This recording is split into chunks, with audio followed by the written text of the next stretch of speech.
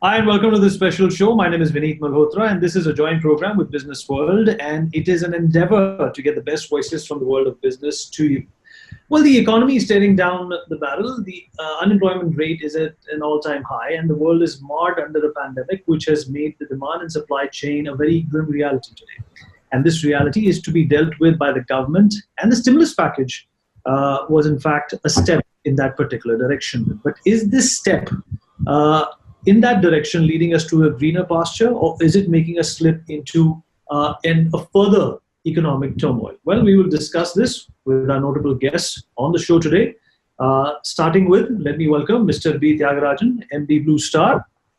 So, welcome to the show. Appreciate you taking out the time and being a part of this platform.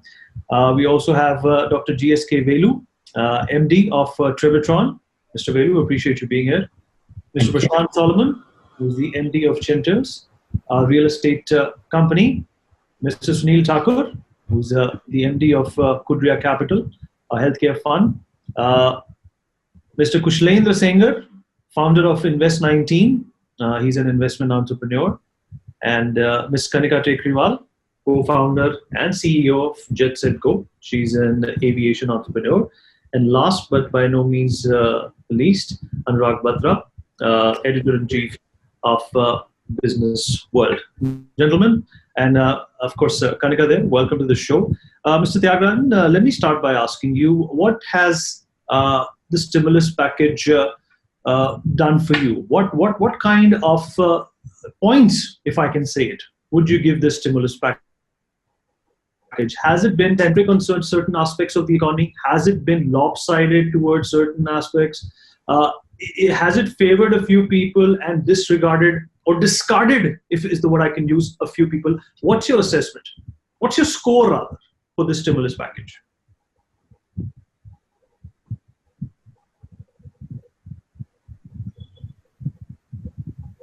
Mr. Tyagarajan, we're looking forward to your comments as we start the show. Mr. Tyagarajan, if you heard my question, sir. Yes, please. Good evening. Thank you for having me in your show. It's a pleasure to interact with you. I will not first attempt to give a score, but after I make my introductory remarks, I will indeed do so. I think we have to accept the fact that the government had very little headroom to do that.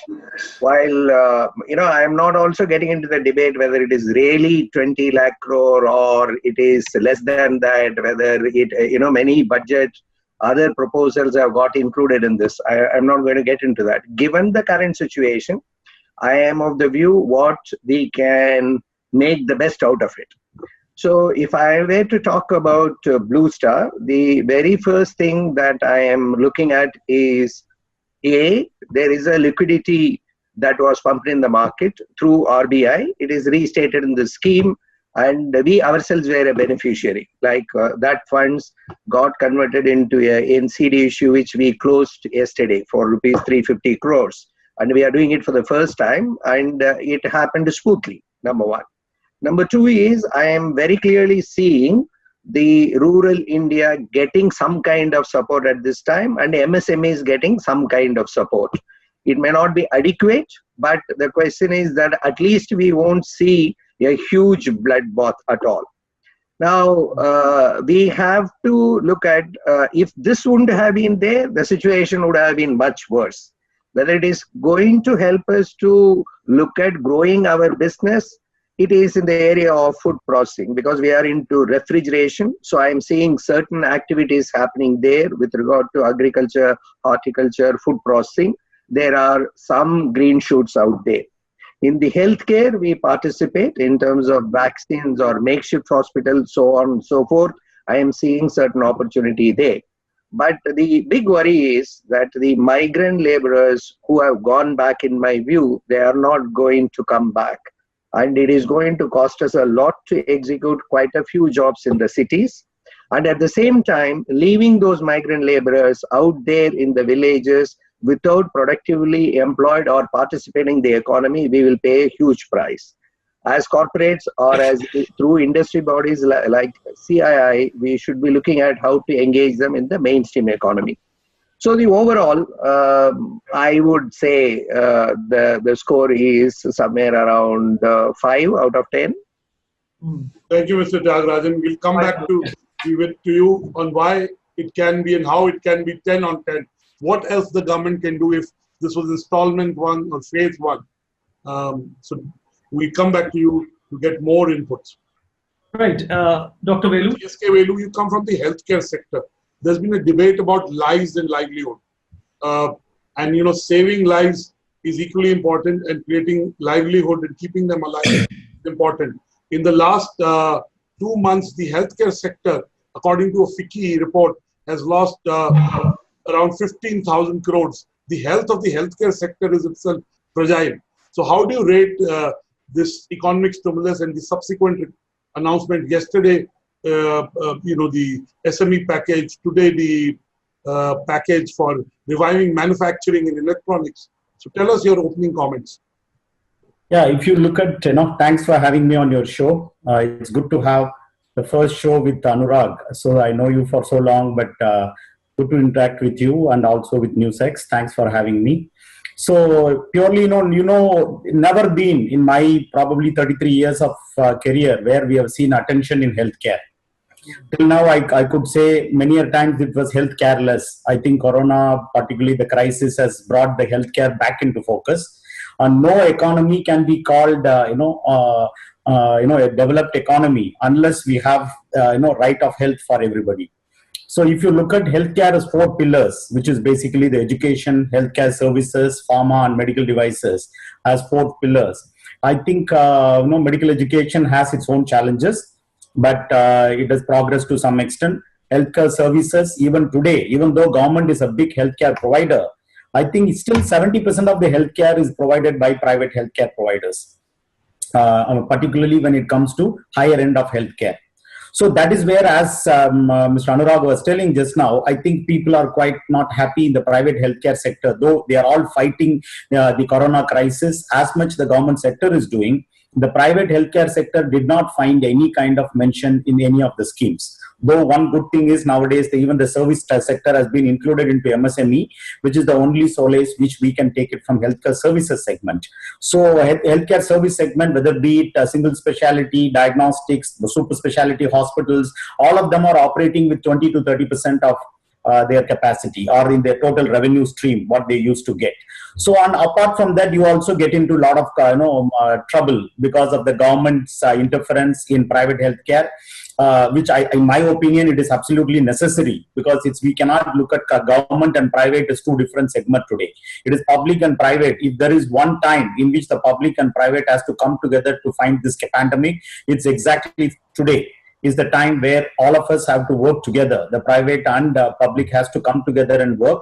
I think a lot of work has to be done. All along, there has been some kind of mistrust, or you could say distrust between the private and public sectors, both trying to accuse each other for some reason or other. But now this is not the time to find the faults, but this time for private healthcare providers and public healthcare providers to come together and work together.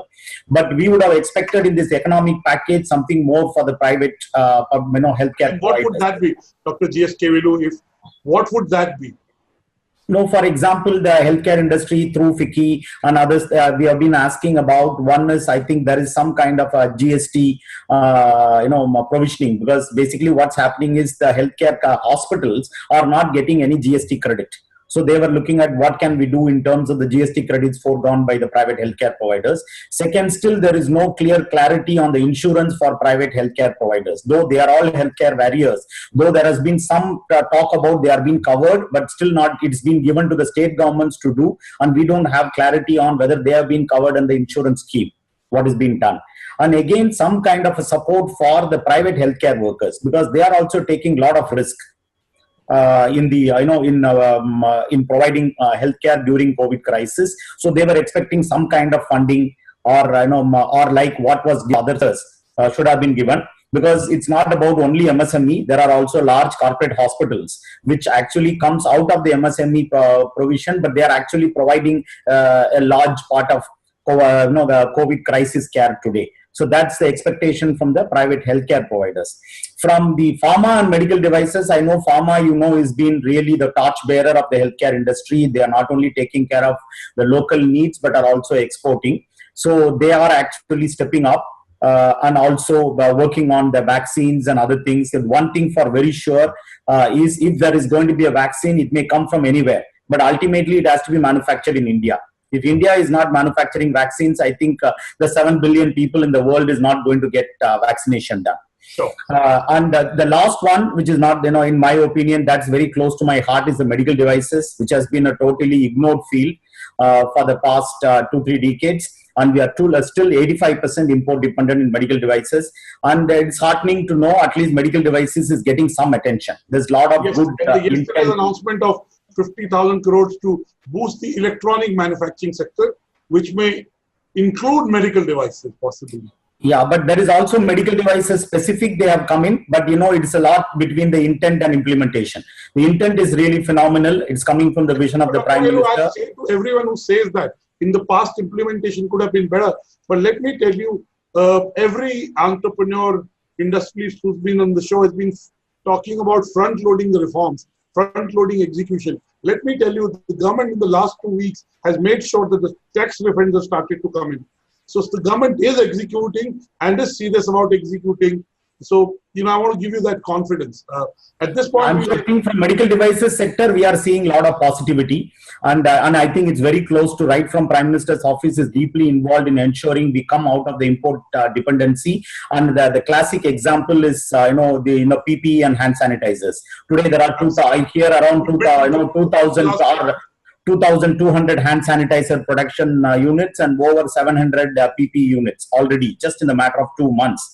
So if this can happen for a couple of product categories, pretty much it can happen for all the medical device industry. And if we keep this momentum on, in just matter of few months, if not years, we can become import independent. So that's the kind of resilience the medical device industry is showing. Today, for example, COVID diagnostic kits, we started with 100% import dependency. Today, the import dependency has come down to less than 30%.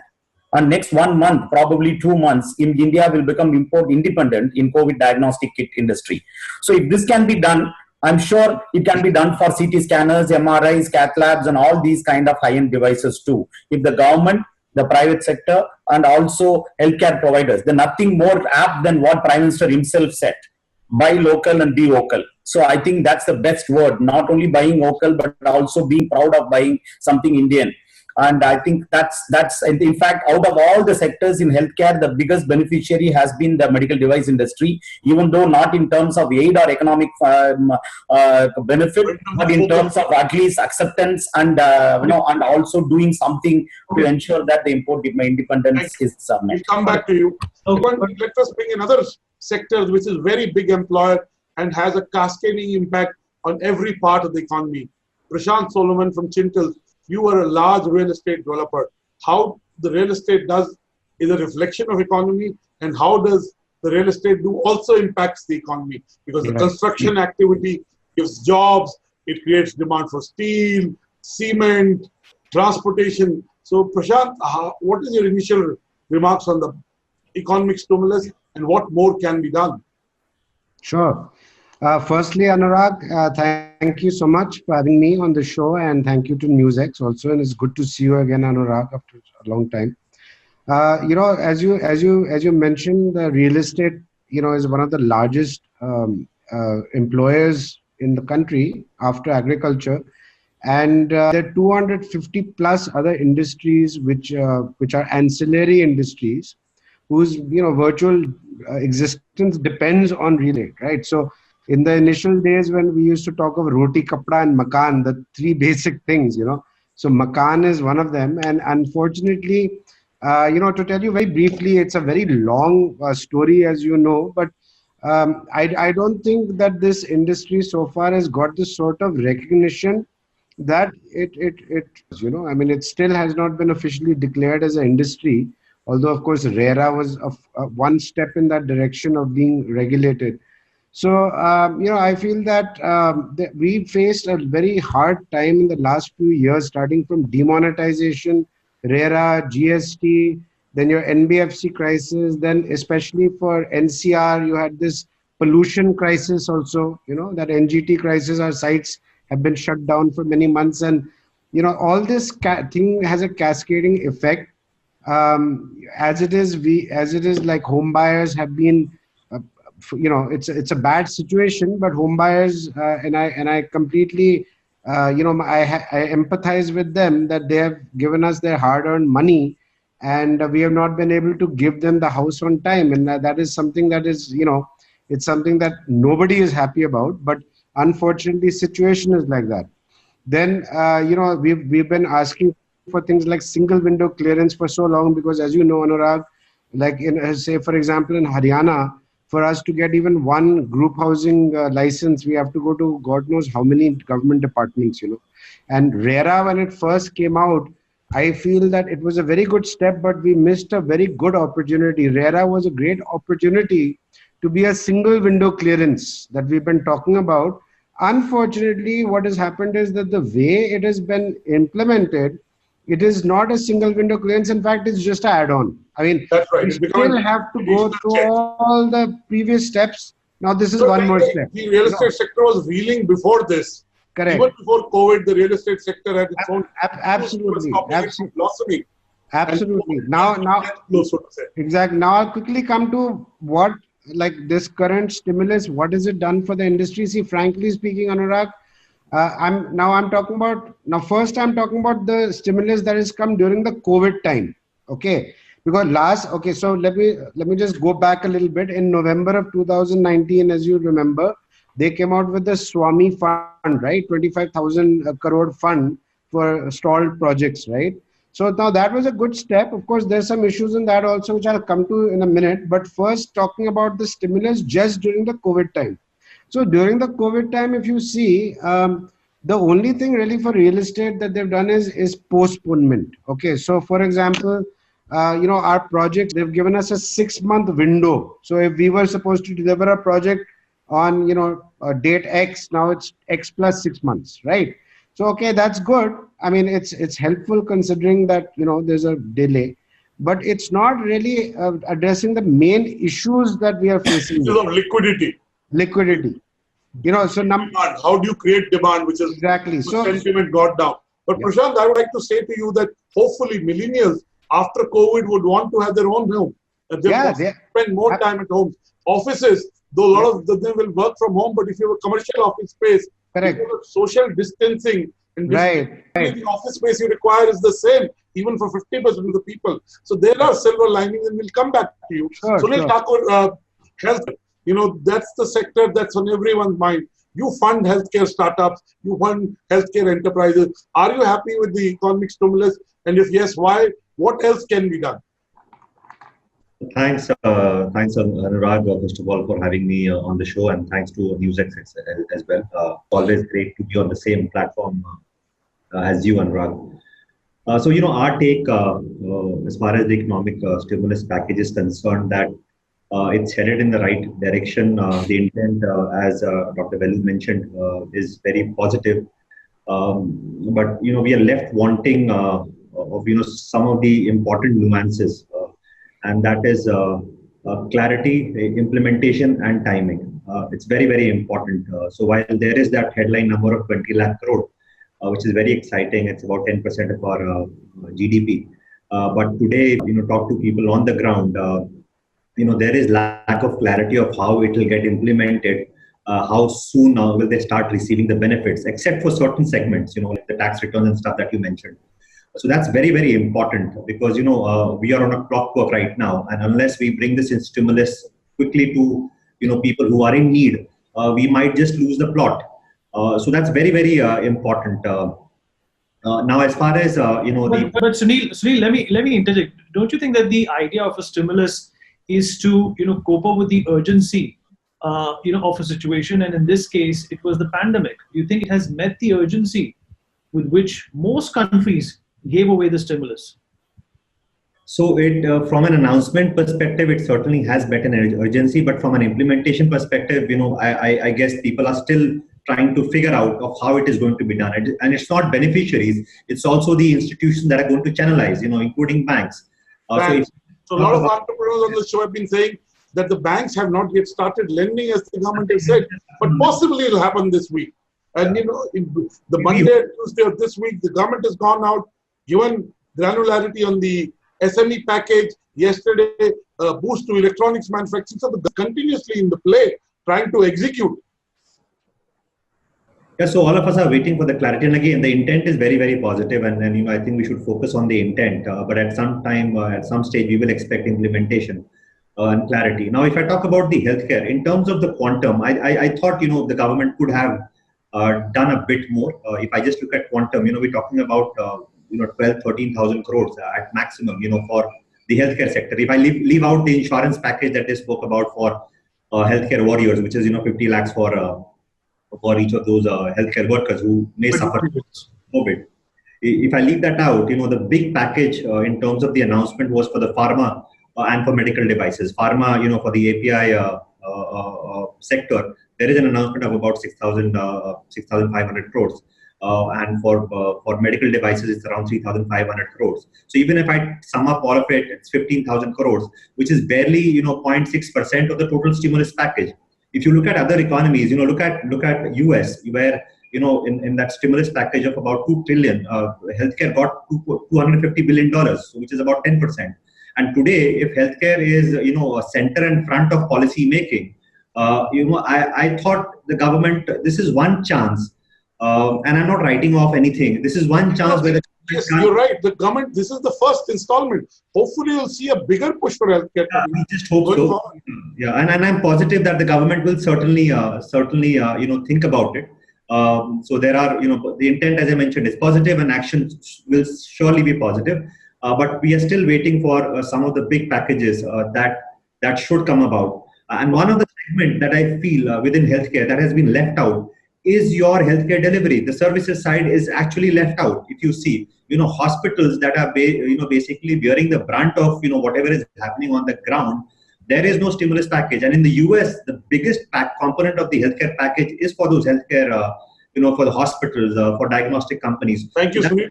We will come back to you. At this point, we want to bring Kaushlendra Sengh. Kaushlendra, in the last 2 days, the stock market has gone up. Tell me, what do investors who invest the personal money to create wealth on the stock markets can do? And how do you rate the economic stimulus? What could have the government done more for startups and founders? Yeah, well, the announcement was pretty good, but if you check the reality on ground, as Sunil said, and the Vineet was also saying that it's really not attractive from my point of view, because I have find a deficit in the liquidity part, because the actual liquidity which is flowing into the market is not more than 5 lakh crore. So from the liquidity front, it's really very less. Right. And secondly, if you talk about the beneficiaries, they haven't received the money from the government after announcing these kind of deals. And the money, the eligibility, what the employers are getting or the companies are getting, not even meeting out the 1 month working capital requirement of the company. So I don't think so that this will really meet out what is required at this point of time. Kaushlendra, investment is usually based on sentiment. Correct me if I'm wrong. Yes. Has this stirred the sentiment in any way? Yeah, this hurted the sentiment, because the moment our honorable PM has announced this 20 lakh crore announcement as a stimulus package, and then he said that this is also considering what the RBI has already did in last few announcements, right? And the liquidity part is not much. Then we have seen a drop in 1,000 points in Nifty and around 3,010% drop in Sensex after this announcement. So this. But it also started to pick up in the last 2 days, Kaushlendra. Yeah. It also started to pick up in the last 2 days. Yeah, it started picking up. Why? Because now when we have seen that from 1st of June, we are easing the lockdown and things will start operating. So as Vineet is saying that markets moves on sentiments and they discount the things on a very prior basis. And then because of these sentiments that the economy will start working from this June onwards, the market is going up. But this will not survive much, because going forward, what we are expecting, these employers may see that what is the impact that COVID has given to them. They will realize the same thing in coming months. So you're saying the liquidity will be addressed more. immediate liquidity needs to be addressed. Now, that's what Kaushalen Sanger of Invest 19 saying. Last but not least, Kanika, you come from a sector that has been decimated in the last 2 months. Zero revenues, though the domestic air travel has started a couple of days back. What did you expect from the government in the economic stimulus? It hasn't happened. So tell us, how do you rate the stimulus? What the government can do still? So, Anurag, to be very honest, I think we're the only nation that has left aviation out of the stimulus. We were told, okay, we're going to allow you to fly straight routes, so you'll save on fuel. But you'll only save on fuel if there are customers flying your planes, then you're actually allowed to fly. And that was part of the 20,000 crore package. And also travel leads to commerce. It leads to creation of demand. Exactly. So, I think, honestly, there's nothing that's been done for aviation. We've been asking for fuel to be included in GST for the last 2 years and a whole lot of other things. But however, that being said, I don't think it's easy solution to the problems of 1.4 billion people. The government does not have an easy task on hand. And the way I look at it, we've all been crying this song that why isn't the government creating spending power? Why isn't the government creating liquidity? I have a very different question. Why are rich, profitable companies cutting salaries? Are you really trying to tell me you made a profit for the last 4 years, 5 years, 7 years, 10 years, and you can't pay your guys for 3 months? Why are you deferring salaries? Why are you cutting salaries? So if you want to create liquidity in the market, it's not the government's job alone. It is every entrepreneur's responsibility, every industrialist's responsibility. And I'm not going to join this bandwagon of that the government has not done anything. Because, if I was in their position, I don't think I could have done as much as quick. And they're trying to catch on. That's a very good approach. And some of the other entrepreneurs in the show, the last two expressed that entrepreneurs are inherently creative. They're capable of building businesses without government support. And if they can't, then they can't be entrepreneurs. So, Kanika, you're echoing that sentiment. Absolutely, Anurag. Okay, because, Kanika, we're a nation of...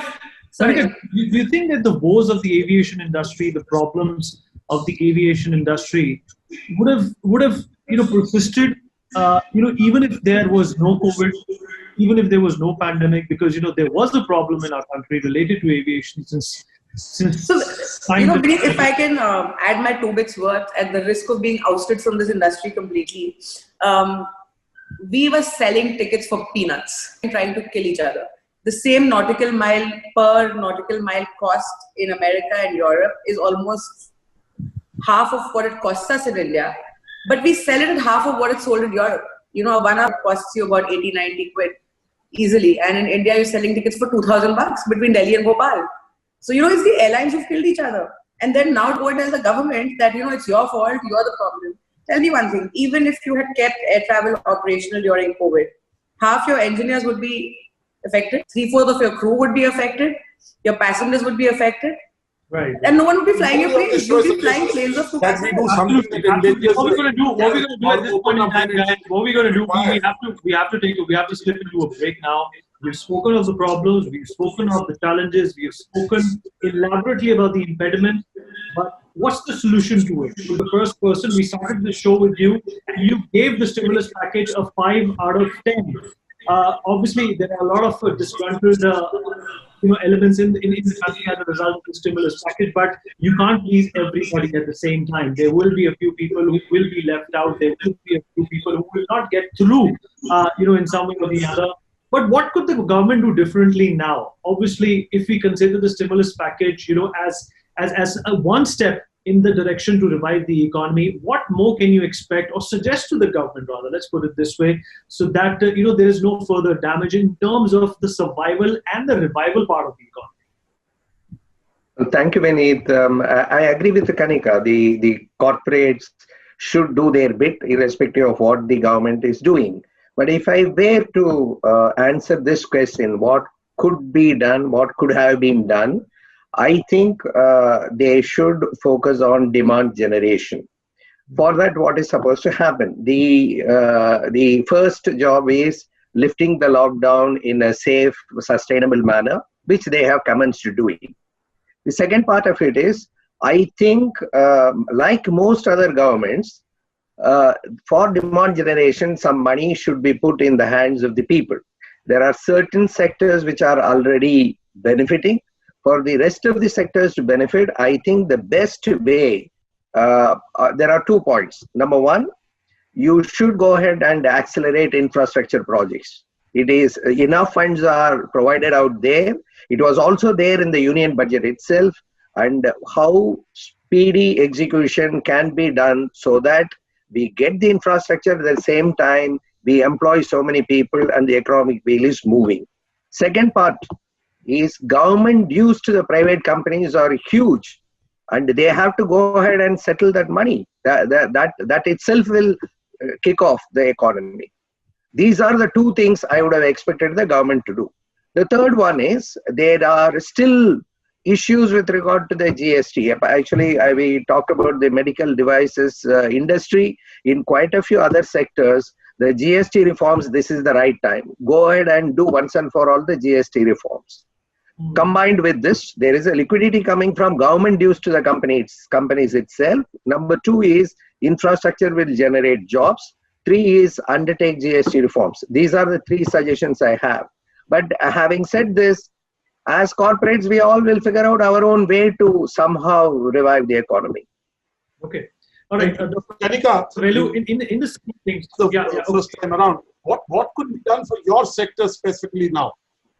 So, sorry, did you ask me? Or? Yeah, go ahead, Kanika.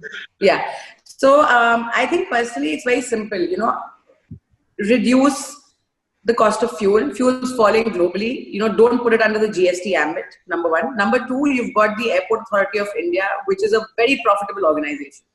6 months waive off government airport charges. That's not going to cost you anything. They've got a ton of money backed up. Use some of it. Waive off your fuel GST and make travel simpler. Don't have one state tell you your crew can't stay the night over here because they'll get quarantined.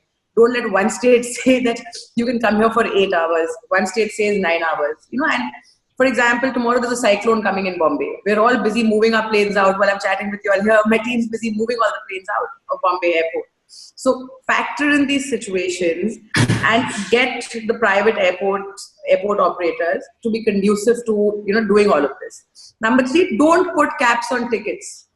By telling the airlines that you can only sell between this and this, you're forcing the airlines not to fly. Airlines are going to operate lesser planes, fewer sectors. You're not getting, things back into the cycle. And as it is, you're entering monsoon where flying reduces altogether. And I think last but not the least, what's very, very critical is, to make a 18-month plan or a 24-month plan, whatever it is, where you say, okay, fine, this is what the global aviation industry is doing. We can't give you handouts. We can't give you, payouts, checks, etc., etc. However, we will allow relief on, lease rental of aircraft, GST. We will allow relief on any tax any surplus that we pay, as an aviation industry. Because ultimately, if you're not going to have airlines running, they're the country's backbone. You're not going to have commerce run. You're not going to have business run. And you're literally killing the whole economy of the country by doing this.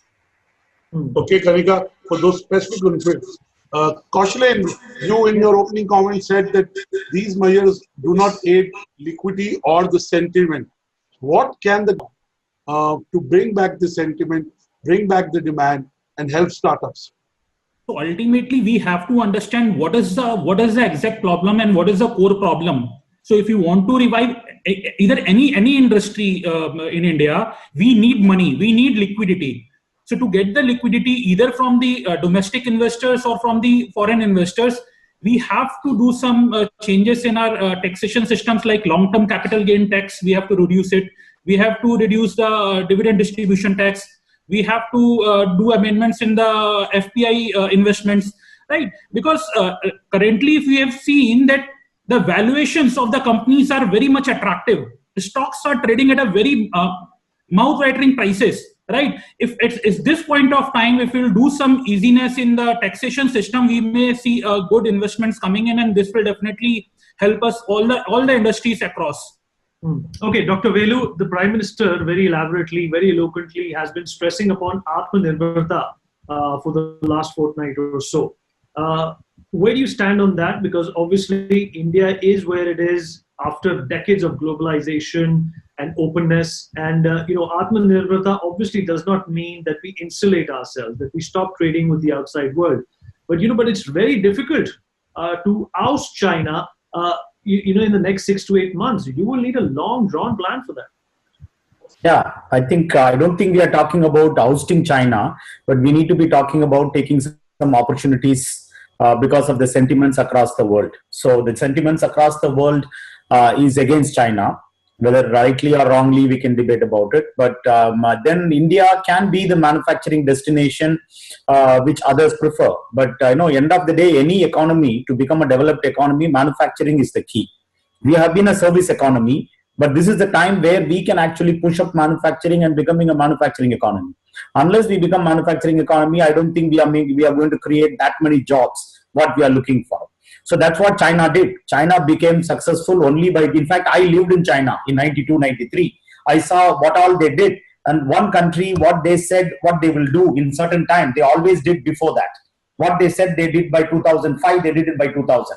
So they had for those days, they used to have this long stick, because that used to be in our mouses and all that. They used to put a big map and say, and I used to sit for 8 hours. And finally, my country manager used to tell me in 5 minutes what happened. But 8 hours they used to plan small details of how they want to do. So I think it's time for us. I think it's the biggest opportunity. What Prime Minister said, or all our many other ministers said, this is the time for us to really move. At least the sentiments are for India. If you go back and see today, if you take a vote for across the world, India versus China, I think we will get 9 out of 10 votes for people to come. But there are other economies like Vietnam, Malaysia, and Indonesia. They are all getting investments today because their policies are a lot more attractive for foreign investments. So we cannot do only with domestic money. We've lost out to India. I'm sorry? We've lost out to Taiwan. We've lost out to even Bangladesh, for that matter, when it comes to getting business in the country. Yes, that's true. Because I think sometimes people figure out, they find the Indian rules are very difficult to decipher for multinationals to come and invest or other foreigners to come. So we need to make this, like very many times, I think some of the other panelists were talking about the single window clearance, which never happens in this country. Even though it is called single window, we need to go to multiple windows before we get something. So I think making the policy easy and attracting, I don't think we can sit here jingoist and talk about only local entrepreneurship and local money. We need to be integrating with the world, and we need to be really welcoming investments from other part of the world, particularly from the Western countries like US, Europe, Japan, and also nurture the domestic entrepreneurship.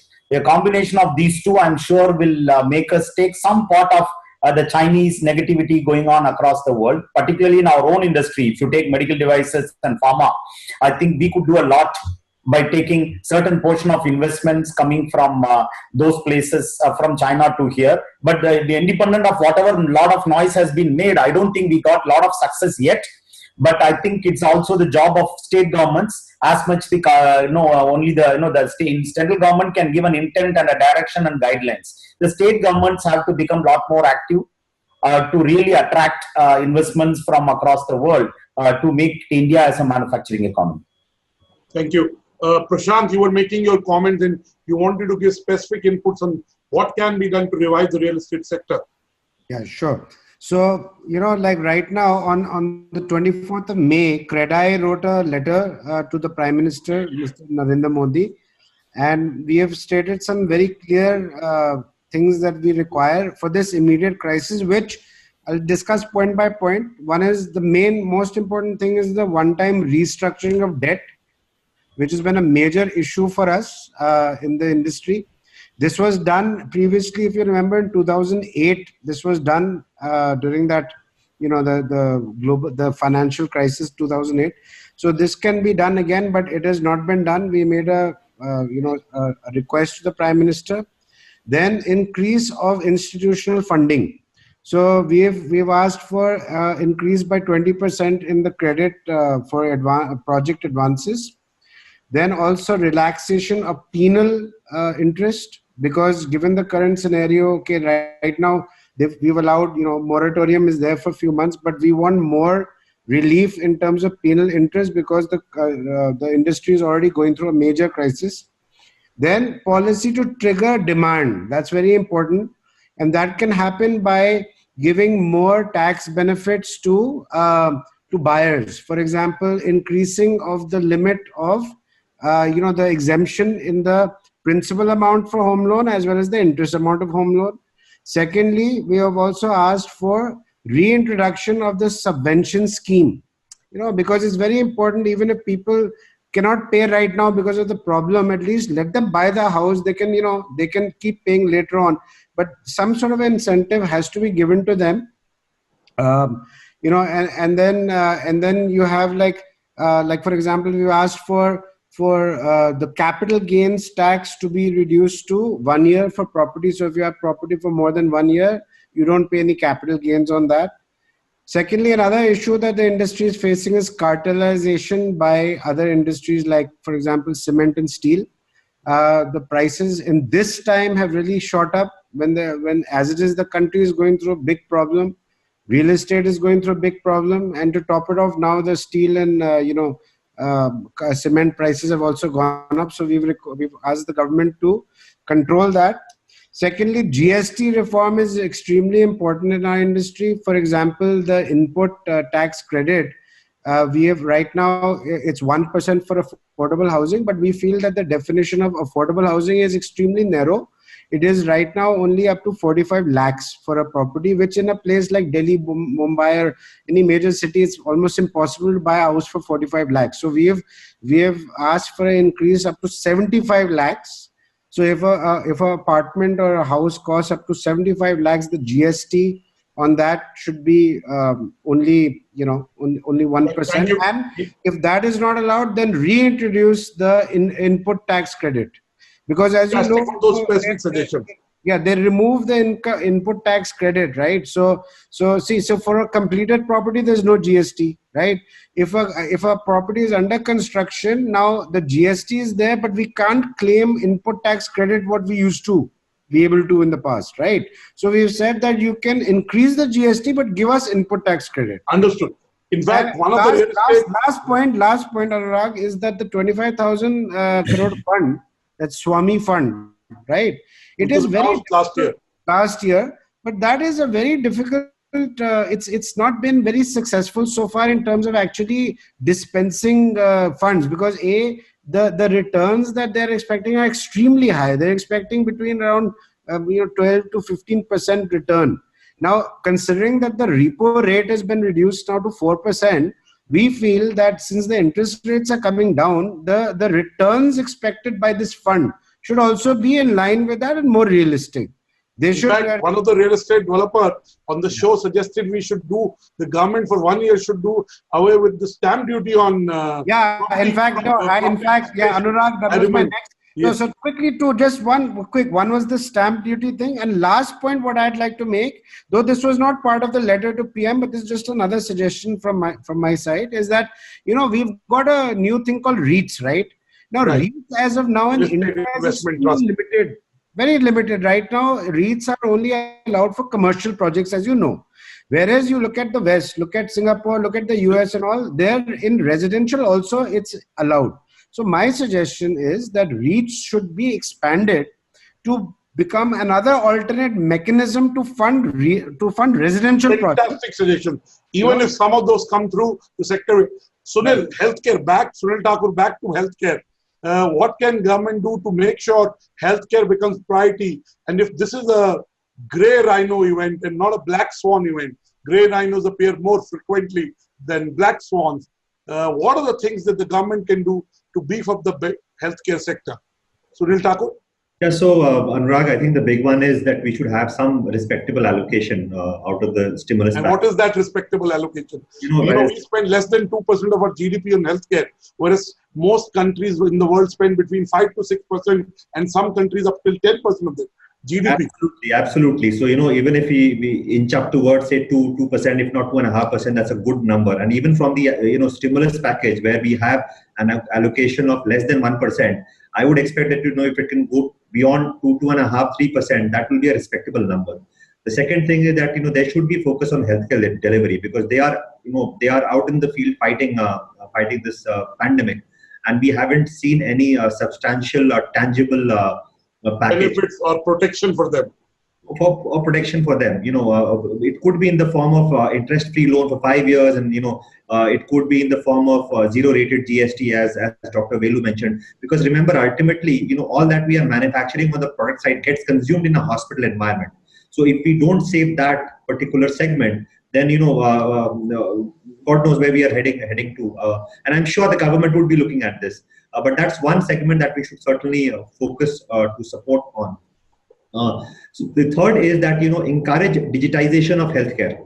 That capability building across the entire value chain, be it on resourcing, education, be it on upskilling, be it on consumption, telemedicine, all of that. There should be substantial allocation for that particular segment to encourage entrepreneurs and, more importantly, the current players to start looking at healthcare from a different perspective. So these are the 3-4 big areas. What about services is the preventive sector and the mental well-being sector, also possibly with job losses, with entrepreneurs going out of business. I think the mental and well-being of the workforce and people in India will become even more important. I want to end with Vineet this show by asking all of you to give me a prediction for the economy over the next 90 days. 90 days. Sunil Thakur first. Where will be the Indian economy in 90 days? It won't change much. It will be where it is today. In a good place or in a bad place? Well, it's recovering. So, it's inching up. May was better than April, and I would assume that, June and July would be better than May, especially since we expect a good monsoon. That is going to give one good fillip. And if we are able to implement the stimulus package, that should be, Sengar, Indian economy in 90 days, where would you like to see more or less, it will be on the same track. Which is not very optimistic. We are not doing that. It's not optimistic. If you have seen that today's this Moody's has downgraded the Indian credit rating to Baa3 to Baa2, and what they are predicting that it will downgrade as well. So this is not a good sign. And what we are hoping that today Moody's had downgraded, and going forward Fitch and this S&P will also downgrade this rating. This will impact. I think we need to. Because India is engage with them and tell them that the Indian economy is still strong and unique, and there will be demand coming forward. Yeah, India is completely depend on the foreign investment through the bonds and the yield. And if these rating will downgrade, will be difficult to get the investors from abroad. And this will. Kanika, Indian economy in 90 days. Where will be the economy and the aviation sector? So you call me a foolish optimist, but I think we'll come out shining.